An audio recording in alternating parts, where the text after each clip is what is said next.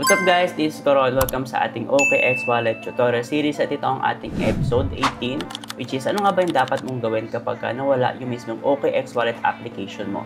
So if ever nawala yung cellphone mo, ano nga ba yung dapat mong gawin kapag nawala yung mismong access mo sa OKX Wallet mo. So guys, may mga instances kasi na hindi natin inaasahan, katulad ng pwedeng mawala yung phone mo or masira. So mangyayari is mawawalan ka ng access sa mismong OKX Wallet mo. Pwede rin naman sa mga laptops. So for example, yung browser extension mo, syempre hindi mo siya ma-access kapag nasira or nawala yung mismong laptop. So pwede pa rin tayo magkaroon ng access sa ating OKX Wallet basta meron kang backup ng seed phrase mo.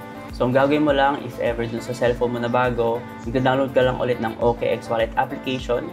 If ever laptop naman or PC, mag-install ka lang ulit ng browser extension. After that, papapiliin ka kung create or import wallet. Ang pipiliin natin is import wallet. After naman nun is import na natin or i-input na natin yung ating seed phrase. After putting yung seed phrase, magko-confirm lang tayo and magko-proceed tayo.